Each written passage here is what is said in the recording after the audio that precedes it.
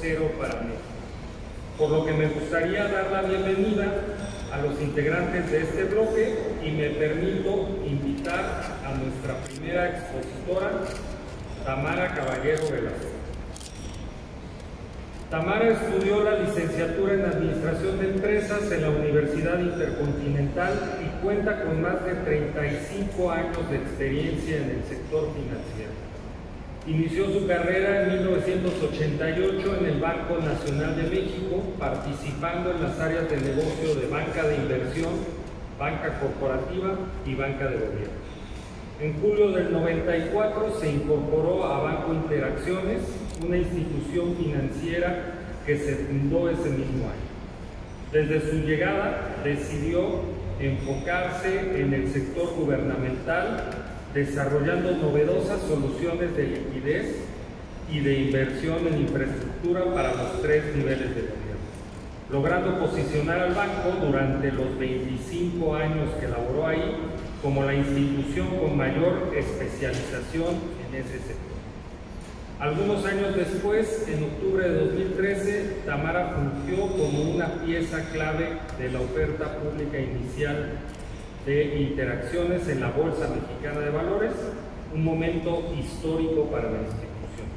Desde la salida a bolsa, el área a su cargo generó más del 90% de las utilidades del banco, consolidándose como la línea de negocio más rentable. Con el paso del tiempo también participaría activamente en el proceso de fusión entre Banorte e Interacciones, siendo una pieza clave para llevarla a cabo con éxito en julio de 2018. Tras la fusión, se incorporó al nuevo grupo como directora general adjunta de Banca de Gobierno e Infraestructura, siendo responsable de las operaciones de crédito, captación y nómina. En 2022 se integró al Grupo Financiero Multiva como directora general de Banca de Gobierno e Infraestructura, con el objetivo de consolidar el área de la mano del grupo de banqueros especializados con capacidad de ofrecer soluciones distintas a las necesidades del gobierno, sus contratistas y proveedores. Por los resultados obtenidos, es nombrada por el Consejo de Administración directora general del banco en junio de 2023, convirtiéndose así en la primera mujer en la historia de la institución en encabezar este puesto. Y creo que eso merece un aplauso. Felicidades.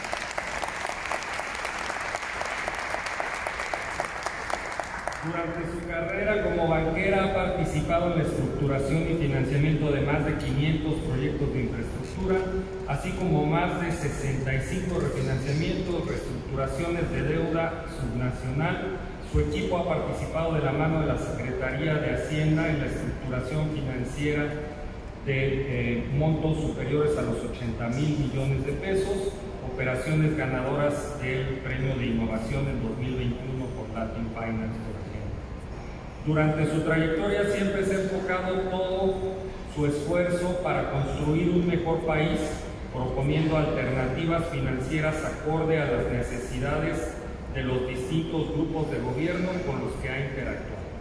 Bienvenida, Tamara, te invitamos al estrado y te pedimos nos compartas tu presentación.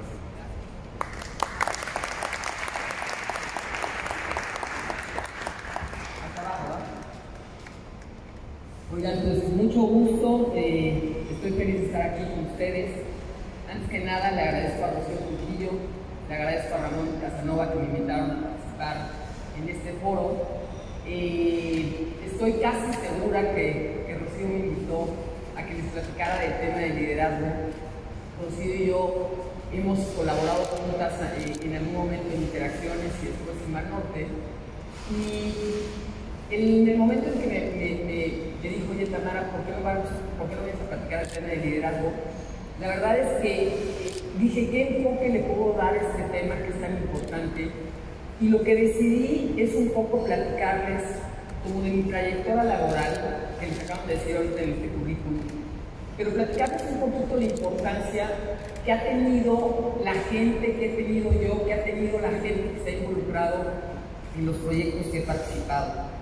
Decidí hacerlo así porque sin ninguna duda creo que el liderazgo es el tema que diferencia a las instituciones, a las áreas, a las instituciones en general para tener éxito o para no tenerlo.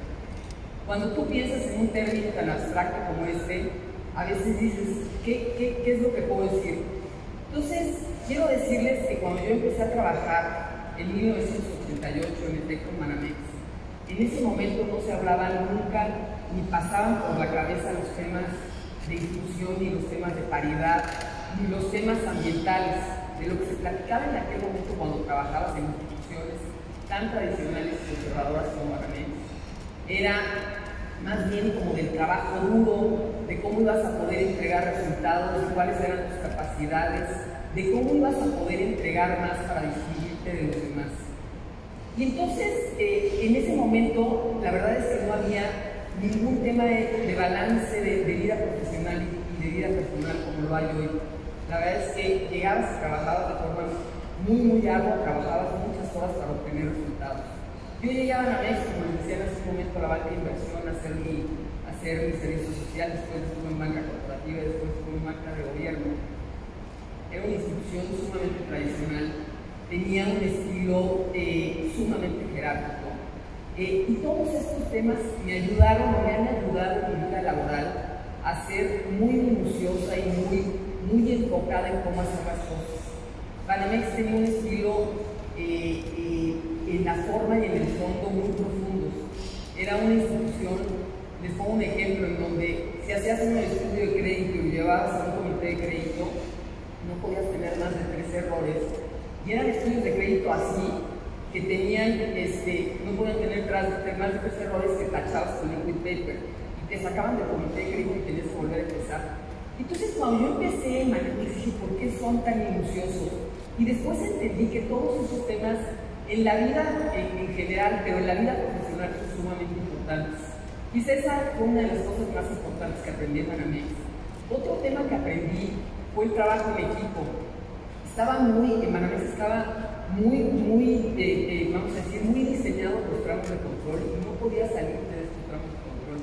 Tenías forzosamente que trabajar en equipo. Tenías que interactuar con todas las áreas del banco. Y entonces, para mí, si les puedo decir en resumen, Banamex fue una gran escuela. Aprendí de forma muy minuciosa, aprendí muchas cosas técnicas, pero lo más importante fue como tomar una cultura de trabajo. Banamex hace muchos años así aprendíamos. Y hoy, durante toda mi carrera, he empleado esa forma de trabajar. Por razones personales, en 1994 decido ir a un banco nuevo, Interacciones. Este es un banco que venía de una cultura completamente bursátil, había nacido de una casa de bolsa. El banco se había concebido para hacer créditos hipotecarios y lanzarlos al mercado de valores. Y se cruza la crisis de 1995. Y la verdad es que el modelo de negocio completo se viene abajo. Empezamos a hacer ciertas operaciones automotrices, ciertas operaciones con transporte, pero finalmente, como se nos platicaron hace un rato, yo decidí incursionar en el tema de gobierno que había aprendido en Banamex. Y entonces invité a diferentes directores en Interacciones a que aprendiéramos ese tema. Y me acuerdo perfecto que en febrero del 1995, dimos el primer crédito a un gobierno estatal. Fue el Estado de México por razones casuísticas, no tenía nada que ver con el apellido de la familia. Y ahí empezó el tema de especialización de Interacciones. ¿Qué sucede y a qué nos enfrentamos en ese momento? Nos enfrentamos a que no había fondeo, no teníamos sucursales, no teníamos captación, ni barata ni cara, no teníamos captación, ni de largo plazo ni de corto plazo. Entonces, y además en un momento muy álgido, 1995, ideamos por el origen que teníamos bursátil, ideamos fondear esas operaciones en el mercado de valores. Entonces empezamos a hacer paquetes de créditos que empaquetamos y mandamos en el mercado de valores. La verdad es que fue un sistema que nos funcionó muy bien, nos funcionó muchos años y resolvimos ese tema de fondeo. Y después de eso nos dimos cuenta que ese iba a ser nuestra vocación. Nuestra vocación iba a ser atender al gobierno y atenderlo desde muchos ángulos, de forma directa, a través de sus contratistas, a través de sus proveedores. Y sucede algo muy importante en Interacciones. Llega Carlos Hank a dirigir el grupo en el 2000 y le da un giro por completo a lo que hacíamos en Interacción, a la forma de hacerlo.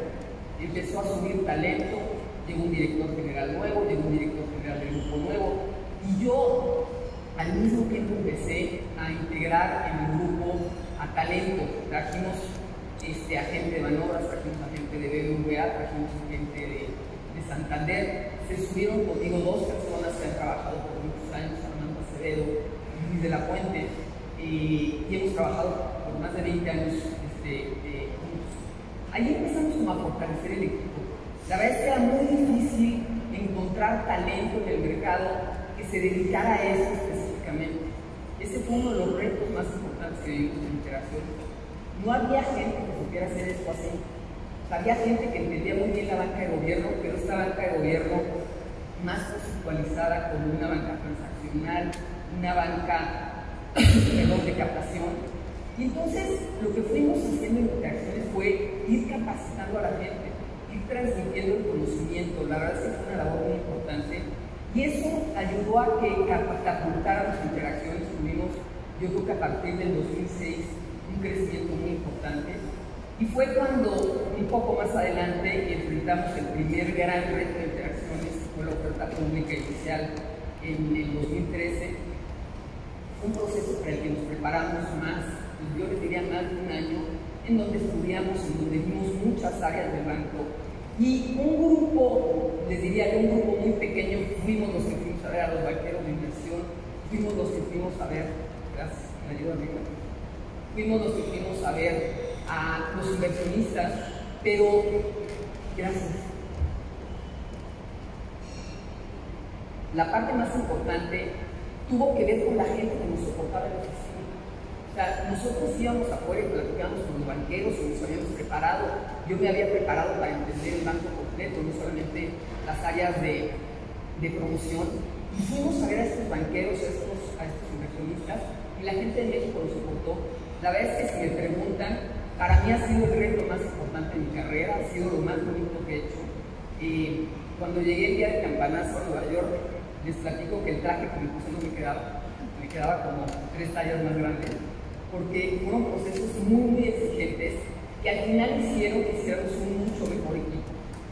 Después del IPO, que fue una operación muy exitosa, que se concretó el 16 de octubre del 2013, vino pues una vorágine de chamba, porque teníamos que entregar todos los resultados de los guidance que habíamos puesto, y la vida de todos nosotros cambió, tuvimos que sofisticarnos muchísimo, la gente tuvo que crecer, tuvo que capacitarse. Ahí entendimos cuáles eran las habilidades de cada una de las personas del grupo para ver qué es lo que cada uno tenía que hacer. Y fue una chamba muy importante del 2013 al 2018, que nos fusionamos con Banorte, fue otro gran proceso que tuvimos que vivir. También nos preparamos de forma muy importante. Y se logra la fusión el 13 de julio del 2018. Ahí yo les podría decir que se juntaron dos grandes equipos, eran los dos bancos líderes en el tema de gobierno, en el tema quizá de infraestructura de gobierno. Se juntan estos dos grandes equipos, uno con un corte mucho más clavado a la parte, vamos a decir, de créditos estructurados, que era el que venía de inversiones, y uno más clavado al tema transaccional, que era el de Banorte. Y se juntan, pues este grupo, yo diría, se generó un grupo elite que empezó a atender estas operaciones en el mercado. A mí me tocó un proceso muy importante personal, y seguramente a mucha gente de mi equipo también, que fue este momento de la adaptación, adaptar una institución mucho más grande con una forma de ser muy diferente de interacciones. Entonces, cuando sucede eso, trabajamos muchos años, trabajamos 3 años muy a gusto, pero en algún momento de esos 3 años, un grupo cercano a mí y yo decidimos incursionar y poner un banco nuevo. Quisimos intentar hacer esto para tener nuevamente una plataforma en la que pudiéramos trabajar de la forma que habíamos hecho o como lo habíamos hecho en Interacciones, sin que necesariamente fuéramos al mismo segmento.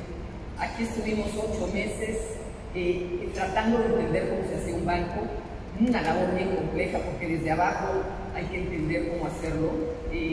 Yo creo que todos vivimos esa experiencia de forma muy importante, nos dimos cuenta al final que no era un proyecto que iba a jalar, porque requería mucho más capital del que teníamos.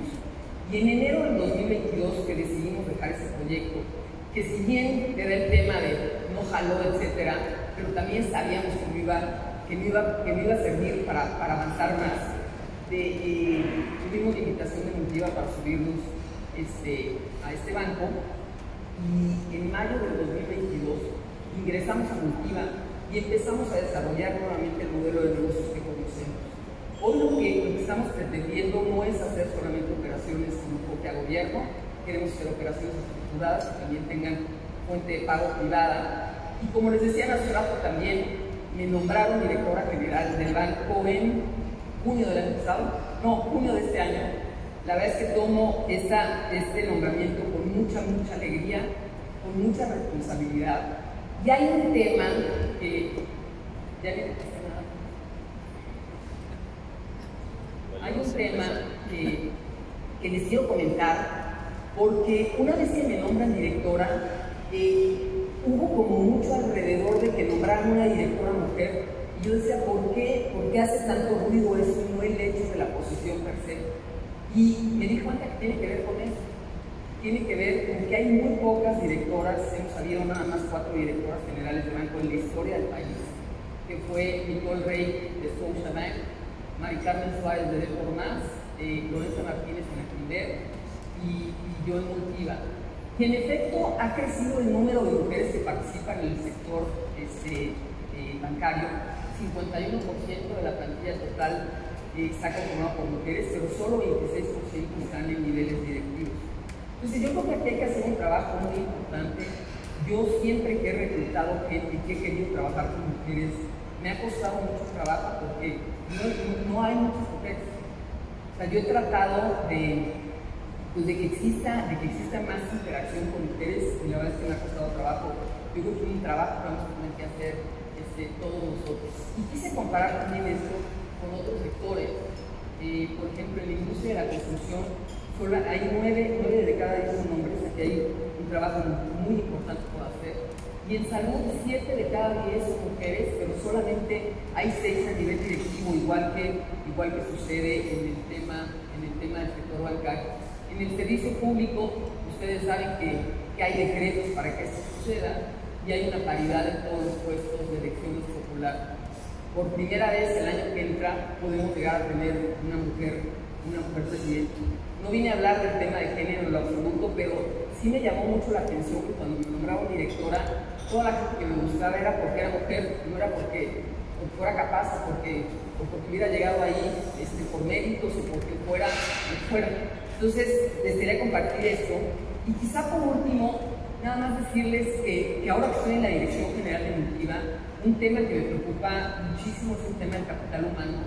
Creo que hay que concentrarnos en las primeras 4 cosas que les digo, independientemente de los temas de inclusión, de los temas de paridad. Creo que es muy importante que veamos el tema de balance de la vida personal y profesional. Este es un tema que hoy es lo que es. El segundo punto que pongo es la vida laboral después de la pandemia. Y después de la pandemia, la verdad es que el mundo cambió. Hoy todos nosotros sabemos que nos gusta más vivir en un equilibrio y vamos a tener que atender, o sea, los líderes vamos a tener que atender este tema para ver cómo podemos brindar a nuestros colaboradores un mejor nivel de vida. La inserción de los jóvenes para mí en la vida laboral es un enigma hoy, va a ser un tema porque los jóvenes siento que están en otro tema. Este tema hay que entenderlo y hay que entender para dónde va. Y creo que nos hemos quedado en general en las instituciones, por lo menos en donde a mí me ha tocado colaborar en los últimos años, nos hemos quedado como sin atender este tema. El mundo cambió. En el caso, por ejemplo, de los bancos, los jóvenes no van a las sucursales. Vamos a tener que ver cómo remodelar todo eso y hacia dónde enfocar. Y la formación de cuadros de transmisión de conocimiento, históricamente para mí ha sido un éxito el que los equipos hayamos podido transmitir lo que sabemos, y creo que es la clave para que eventualmente podamos dar buenos resultados y podamos crear valor. Yo aquí concluyo y espero haberles podido transmitir algo. Muchas gracias. Adelante, Rocío, te invitamos a que nos apoyes con la sesión de preguntas y respuestas con nuestro panel. Muchas gracias. Buenos días a todos, muchas gracias por estar aquí y pues tuvimos todo un temblor, una sacudida de todo, pero unas excelentes exposiciones. Muchas gracias por todo lo que nos han compartido. Hay muchísimas preguntas, pues por orden voy a empezar. Tamara, a ver, eres líder en 3 sectores donde predominan los hombres, en el sector financiero, gobierno, infraestructura. ¿Qué retos has tenido y cómo los has logrado? Porque seguramente ha sido difícil, pero sobre todo, ¿cómo le has hecho y cómo le sigues haciendo para demostrar tu capacidad y talento con todos estos estigmas que hay de porque mujer o hay o sea, lo que nos decías, ¿no? Que te feliciten por ser mujer? ¿Cómo haces para demostrar ese talento tuyo? Gracias, Gio. No me había dado cuenta que son tres sectores muy de hombres, por decirlo de alguna forma, y sí es cierto. Yo pensaba nada más en el banquero, pero sí es cierto que en la parte de gobierno y en la parte de infraestructura. Mira, va a sonar medio raro lo que les voy a decir, pero la verdad es un tema que se me ha dado natural, no es un tema que me haya costado particularmente trabajo. De hecho, como lo decía Jimena hace un rato, pues normalmente estoy en la mesa con muchos hombres, siempre. Y de alguna forma me he ido acostumbrando, te vas acostumbrando, pero de origen no fue un tema que me haya costado particularmente mucho trabajo. Me gustaría sin ninguna duda ver a más mujeres, por supuesto, y sobre todo ver a más mujeres porque el hecho, creo que las mujeres tenemos una cierta sensibilidad que a veces no está tan clara con los hombres. Y a mí me gusta la sensibilidad que tienen las mujeres de entender las habilidades que puede tener parte del grupo, que creo que ese es un éxito de entender a los equipos. Te diría, respondiendo a tu pregunta, no es un tema que particularmente me haya costado mucho trabajo. Con tantos años aquí me he terminado acostumbrando, pero sin duda me gustaría ver más mujeres. Muchas gracias. Jimena, a ver, nos preguntan aquí. ¿Cuál es el avance en México en rediseñar nuevos modelos de negocio que involucren la gobernanza y sostenibilidad? Es una buena pregunta porque vamos lentos, pero vamos. O sea, lo que siempre les digo en el tema de la sostenibilidad es que lo que importa son las tendencias, ¿no? Y es una tendencia que va hacia adelante, ¿no? No hay, es lenta, pero va en la misma dirección y va poco a poco vas viendo cómo se incorporan estos temas de sostenibilidad en los altos niveles directivos, en la estrategia, en la operación, en los procesos, en los sistemas, en la data y eventualmente a veces empiezas por el gobierno y a veces empiezas más por una necesidad operativa en donde descubres efectivamente usar de forma más eficiente los recursos tiene beneficios para la organización y también descubres que tener políticas laborales pues, que respeten derechos humanos, que tengan temas inclusivos, que tengan temas de diversidad, que tengas un liderazgo inclusivo, que es este liderazgo capaz, ¿no? de colaborar y no solo capaz de imponer, pues evidentemente tiene resultados en la organización. Vemos claros punteros, ¿no? Empresas que han trabajado en estos temas por muchos años y que hoy ves ya a nivel Consejo de Administración avances muy relevantes desde las estructuras en donde van modificando. Vivimos en un país en donde las estructuras de gobierno corporativo responden mucho a la cultura del país, entonces son estructuras en mucho familiares, no es el caso de las empresas transnacionales, pero en el caso de las empresas mexicanas está permeada realmente por la cultura del país y estás empezando a ver cómo en esas culturas más familiares empieza a haber un esfuerzo importante de las empresas por incluir consejeros independientes, ¿no? Por modificar el balance de poder y el balance de la toma de decisiones, e incorporando a los consejeros independientes. Y al principio veías cómo los incorporaban, pero tampoco había un lugar en la mesa tan grande, ¿no? Estaban ahí, pero no con una participación tan importante.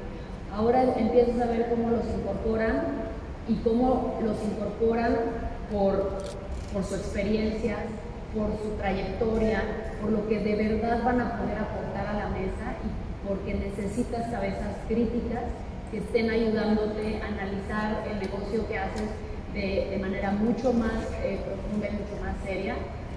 Y ya lo estamos viendo, ¿no? Ya vemos cómo se incorporan esos consejeros independientes profesionales alrededor del mundo.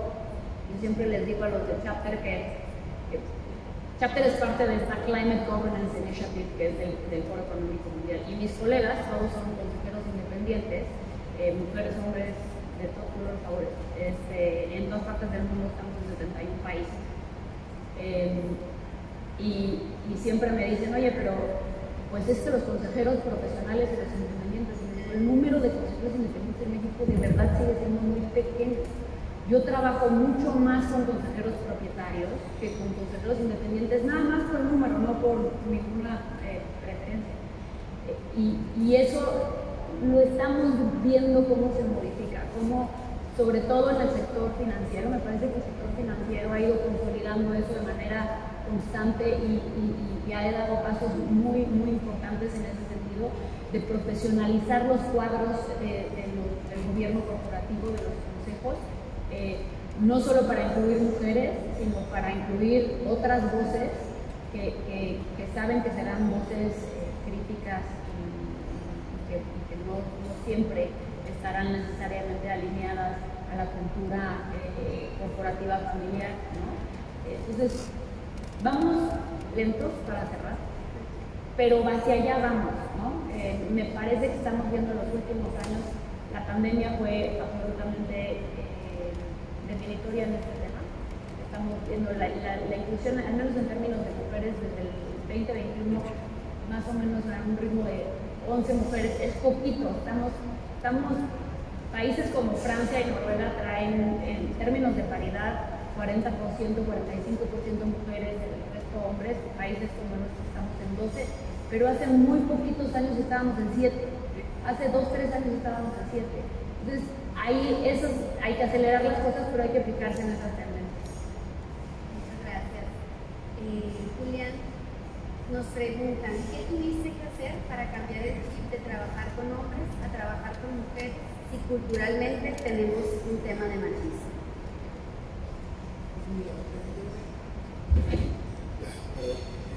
Mira, el cambio de chip fue eso, o sea, en lugar de ser una persona que dirigía, o sea, un estilo de liderazgo directivo, un estilo de liderazgo colaborativo, de comprender cuáles eran las necesidades que mi equipo tenía,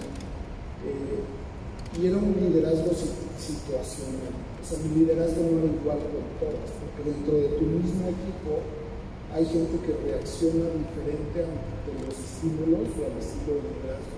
Hay personas que necesitan más que le digas qué hacer y hay personas que no necesitan que les digas qué hacer, sino nada más darle las herramientas o apoyarles. Entonces era más bien dentro de mi equipo ver qué necesidades tenían y cómo tenía yo que ser con esa persona. Hay personas que necesitan mucho apoyo, hay personas que necesitan mucho reconocimiento, hay otras que no necesitan ni apoyo ni reconocimiento, simplemente que le des las herramientas o que le digas qué tiene que hacer, o le digas la estrategia. Entonces fue eso, fue ajustar mi estilo de liderazgo, hacerlo situacional y más de la persona.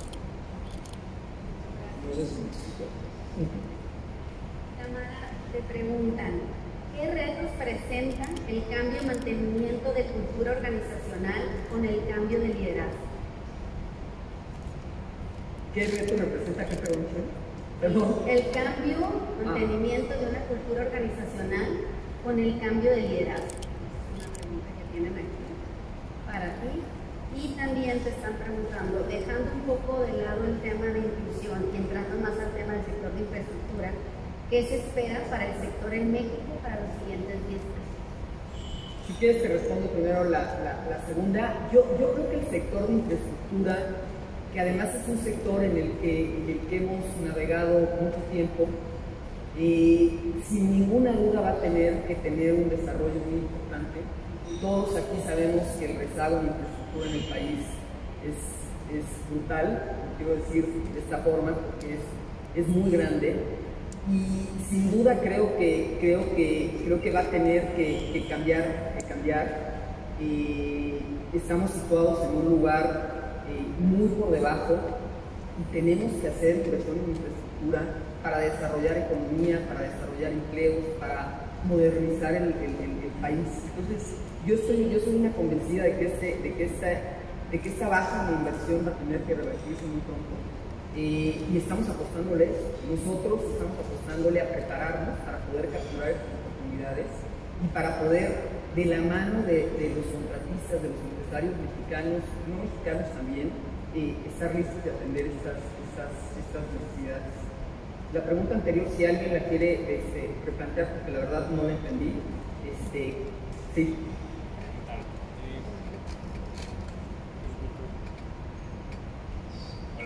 Hola.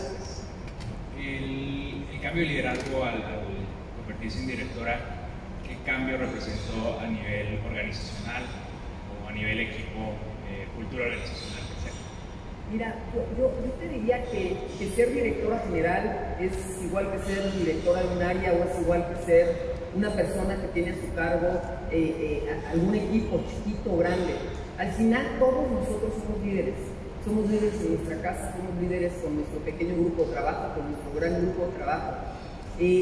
Yo te diría que lo que me ha sucedido a mí en la vida es que he modificado mi forma de liderar equipos. Yo siempre he sido, y de alguna forma he podido ejercer este liderazgo inclusivo. No lo digo porque estamos en esta reunión, pero sí siento que he podido ser así. Ya es algo que me ha salido natural. Yo creo que ser un líder significa ponerse en los zapatos del otro, significa poder organizar a un equipo para llegar a un objetivo, significa ser empático, significa muchas cosas que vivimos en el día a día. Si me preguntas el cambio que yo he sentido ahora que soy directora general, bueno, la responsabilidad es más grande, pero al final uno termina siendo un líder al estilo que tiene uno. Yo voy a continuar siendo un líder inclusivo, sin ninguna duda me voy a dar a la tarea de ser mucho más inclusivo, de ser mucho más, de clavarme mucho más en los temas inclusivos. Ahora que oí a Jimena, la verdad es que los datos que nos presentaste son alarmantes y hay que hacer, y en efecto yo creo que muchas a veces piensan diferente. Entonces yo te diría que mi reto está en avanzar un poco más en esos temas. Me gustaría preguntarte, Jimena, ¿cómo pueden las organizaciones fomentar la diversidad y la inclusión desde la base, comenzando por la formación y el desarrollo de talento, para también contar con mujeres en puestos directivos o de consejo? Está bueno.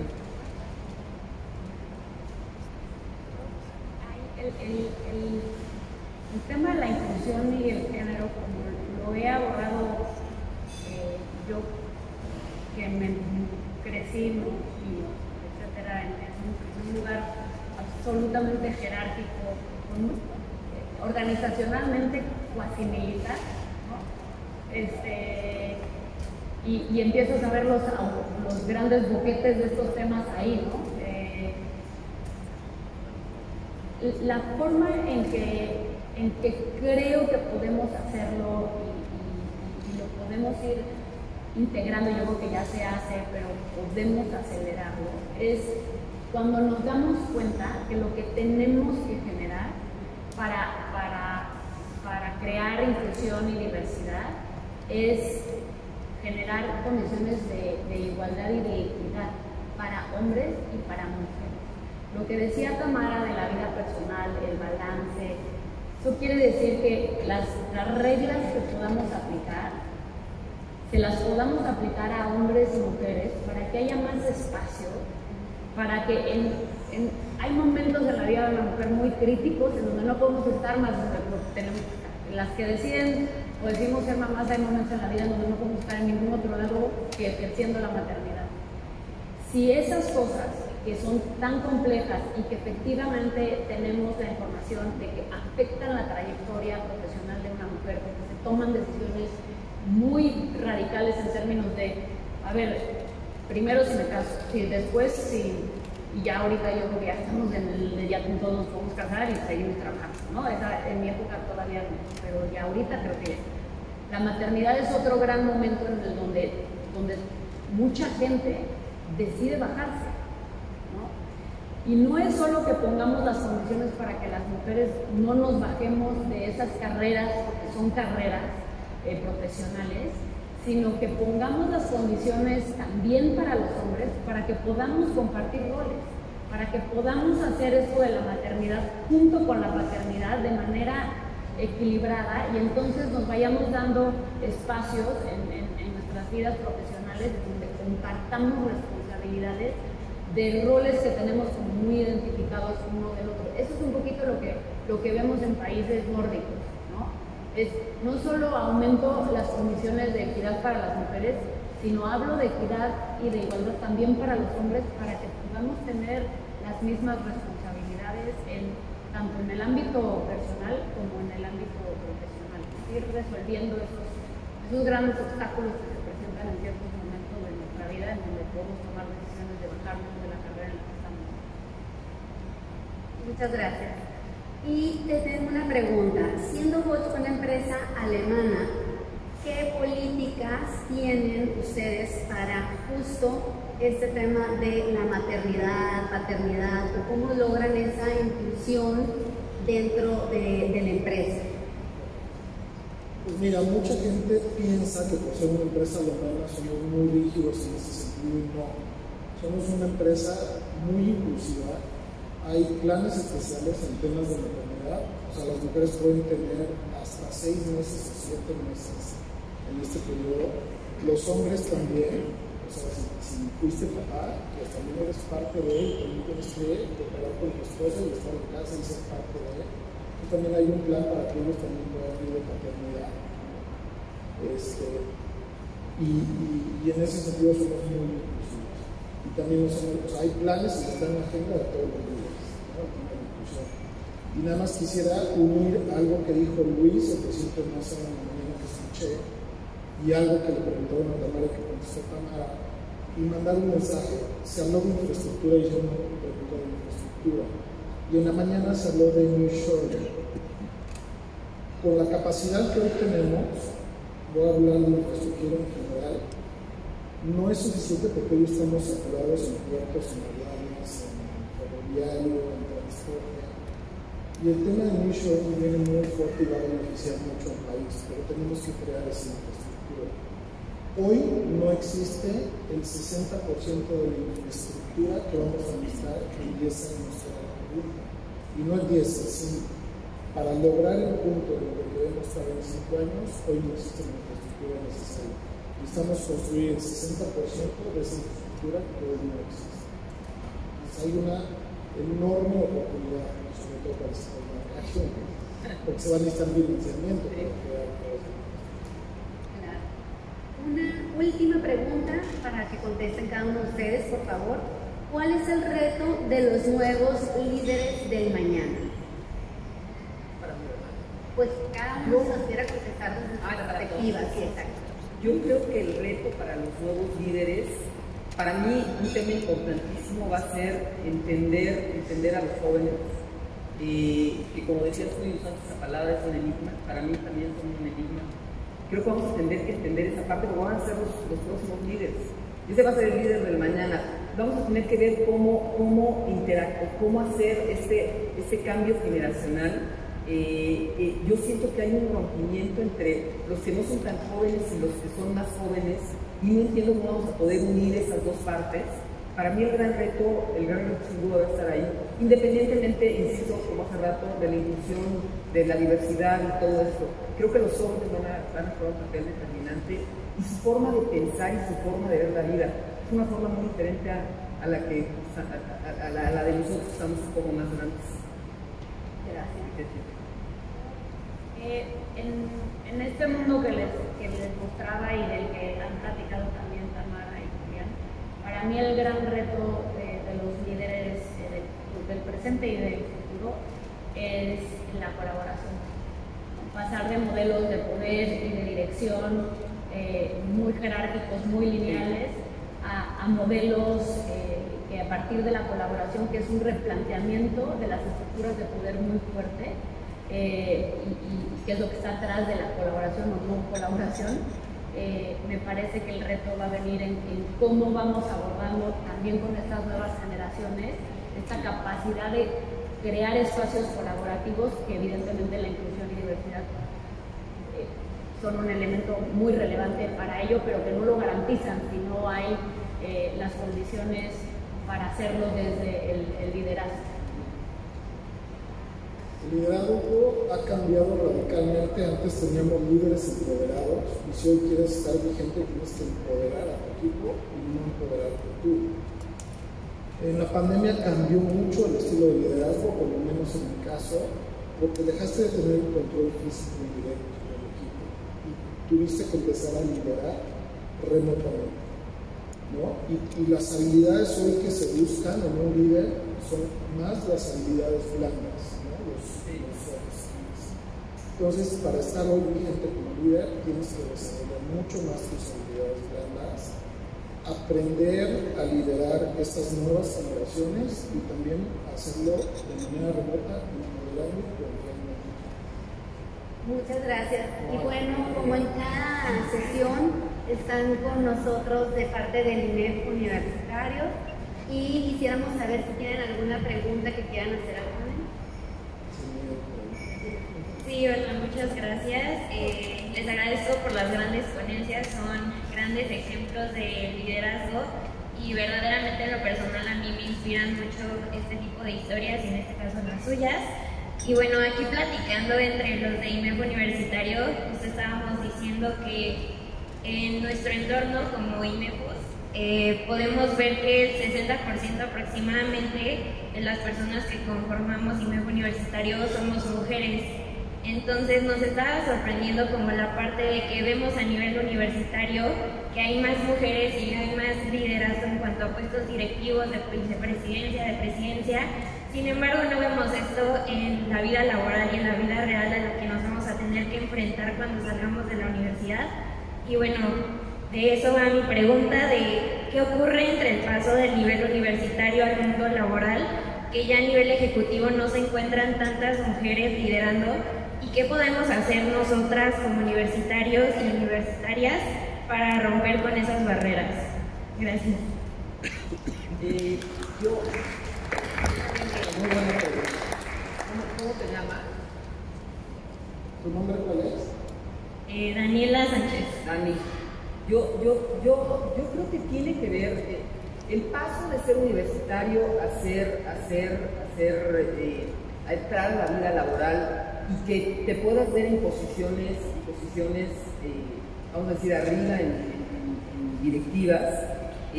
Hace un rato Jimena comentó el tema que sucede con las mujeres de la maternidad, en donde en nuestra época, en efecto, te volvías mamá y dejabas de trabajar. Creo que eso ha tenido una incidencia muy importante.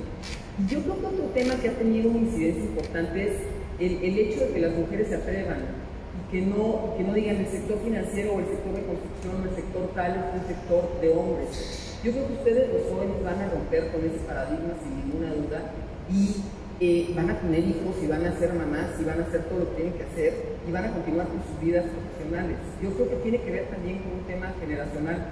Ayer tuve una comida con unos clientes y me decían, es que en mi época, señores de 70 años, decían, las mujeres no trabajaban y nosotros manteníamos a las señoras. Yo tengo 57 años y quizá mi generación empezó a romper eso y empezó a tener mujeres que trabajaron, prácticamente todas mis amigas trabajan. Yo te diría que el tema de la maternidad es un asunto y el otro es que ustedes se atrevan y se atrevan a decir yo quiero estar ahí, yo quiero hacer esto y quiero llegar a ese lugar. Para mí eso es todo, ¿no? Porque creo que hoy las oportunidades del piso parejo va a estar para hombres y mujeres, y en el tema de la inclusión igual. Nosotros los líderes tenemos que poner un piso parejo para todos. ¿Quisieran ustedes complementar algo a la respuesta? ¿No? Yo sí. Me parece que la parte de atreverse es fundamental. Yo creo que muchas estructuras, muchas condiciones sí se han modificado y cuando nos enfrentamos a ciertas decisiones que tenemos que tomar, todavía pesa más los usos y costumbres que en realidad las condiciones a las que nos enfrentamos para tomar decisiones profesionales y ir adelante. Entonces yo querría nada más subrayar el tema de atrevernos. Yo reforzar lo que dijeron Tamara y Jimena, atreverse y querer hacerlo. En el pasado había muchos bloqueos, había muchas barreras, desde mentales y físicas, para que las mujeres pudieran estar en las posiciones ejecutivas dentro de las empresas. Porque los propios grupos de poder, hablando de gobierno y hablando de iniciativa privada o corporativa, bloqueaban esos crecimientos. Pero hoy eso ya no es lo mismo, ya no es igual. Y que también quieran hacerlo, porque antes era poco común que una mujer aspirara a una vicepresidencia, a una dirección general, no porque no pudiera, sino porque probablemente no quería por todo lo que iba a enfrentar desde la propia familia o desde el propio hogar. Pero hoy las condiciones son diferentes. Hoy también hay más colaboración entre el hombre y la mujer en las familias modernas, por ejemplo en mi casa, ¿no? Ya cooperamos, ya ayudamos. Entonces hay mejores circunstancias para que lo puedan lograr. Pero el primer paso es querer hacerlo, imaginarlo y lograrlo. Muchísimas gracias de verdad a los tres por sus ponencias.